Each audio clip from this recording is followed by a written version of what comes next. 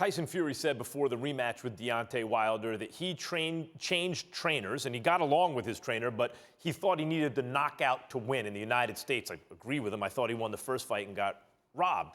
But usually when a fighter says that, it's because they couldn't come to financial terms or something like that, or they need an excuse and they move on to another guy, and it's more of the same. In this case, Tyson Fury, who's always told everyone exactly how it would go and then made good on it, said he wanted to get back to that Kronk style because he's looking to score a knockout. He wanted to come in heavier. He goes to you. He did every single thing he said he was going to do. Sugar Hill, how would you define the Kronk style, and what did you work on with Tyson Fury? What did you see in the ring that you had worked on? The first day in the gym with Tyson Fury, riding to the gym, we talked about things that we were going to work on and things that would make him better, that would make him a better fighter than what he is. Tyson Fury is, the biggest fighter in the division right now as far as his height and his weight. And those things were talked about to be able to use those things for his rematch with Deontay Wilder.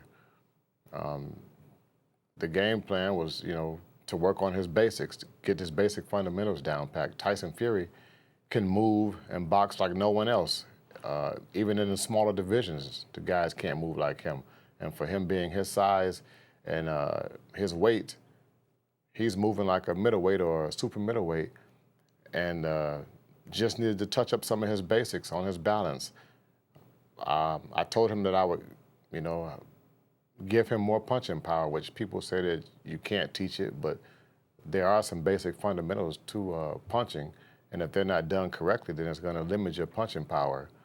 So that would. But it's also, Sugar Hill, it's also like he came in with a different attitude. The first fight, he outboxed Deontay. In this fight, he came right in to show him who was boss. He used his size, his weight, and he was looking to hurt him. And when people think of the Kronk gym, in Detroit, they think of boxing people, think of the Kronk Wars, think of the gym culture. How did that show up with Tyson Fury? And was that a conscious thing where you were like, okay, we're going to do it like this? How did that play out? It played out from what I normally teach in anybody. I'm always teaching that Kronk style, that Kronk attitude, the Kronk punching. Everything is just Kronk to me because that's the way I was raised, and that's what was instilled in me through Emmanuel and all my years of being down in that hot, sweaty gym in the basement and watching everybody else do it. So when training camp came and we're in the gym, there would be times where a fighter would normally take a step back and take 2 bounces, maybe a break. But those 2 bounces are no more. It's jump right back and go forward. Put pressure on the fighter, put pressure on yourself to make yourself better. If you can keep up that kind of a pace, then it's up to your opponent to keep up that pace. And if he can't, then that's just his problem.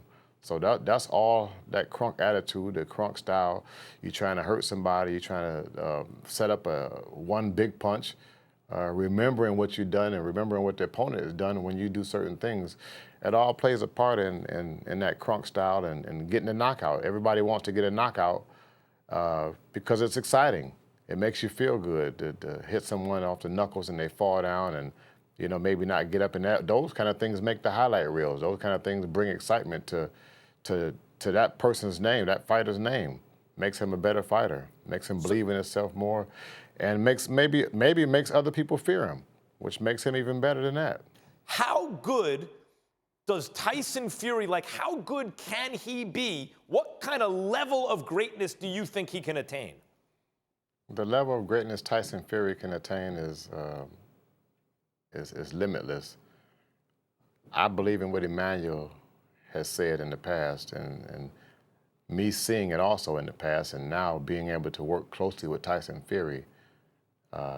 It's a happy feeling to be able to have a fighter like that you can, that you can make grow even more and to become even bigger than what he even imagined maybe or other people imagined, and just watching your work be showcased on the biggest stage in boxing, the heavyweight division. I've had other champions in lower divisions, but to tell you the truth, honestly, there's no division like the heavyweight division. And Tyson Fury, the sky's the limits.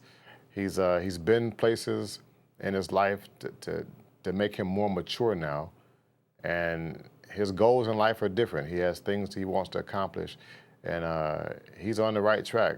Boxing is one of the things that he loves the most. He loves the training, he loves the boxing, he loves that competition.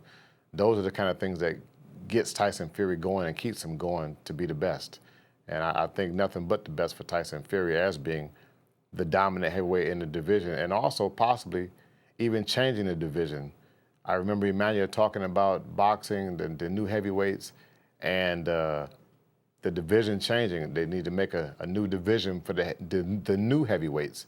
Heavyweights. Yeah, he was talking about a super heavyweight division because the fighters, the athletes are getting so much bigger now with so much more talented. There used to be big guys, 6'9", 7'1", that were big, but they were clumsy, not as athletic and not as mobile. But now you have Tyson Fury on the scene, and he's broke the mold for that. And I think the heavyweight division will change, maybe not with Tyson Fury, but after, because the athletes are getting much bigger now and stronger and coordinated.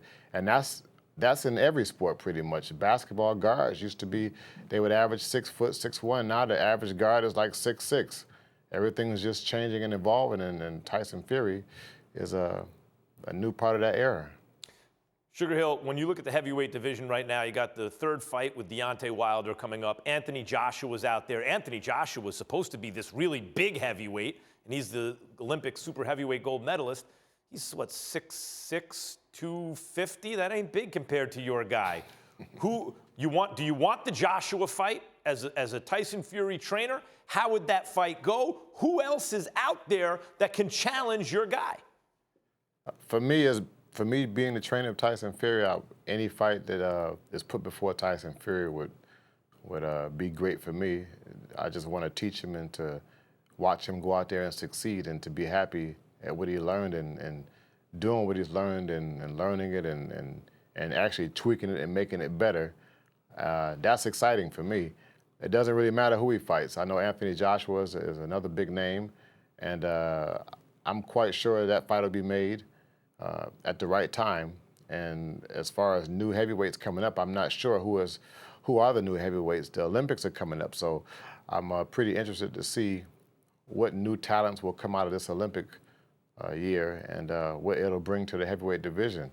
Who poses the biggest threat to Tyson Fury, do you think? Is there anyone there you look at, you go, oh boy, we got to watch for him, or is your guy just better than everyone else? I would just say Tyson Fury is his own biggest threat. He controls what goes on, so he's pretty much confident in what he can do, and I don't really see another heavyweight, being as dominant as Tyson Fury at this time right now. Thanks for watching ESPN on YouTube. For more sports highlights and analysis, be sure to download the ESPN app. And for live streaming sports and premium content, subscribe to ESPN+.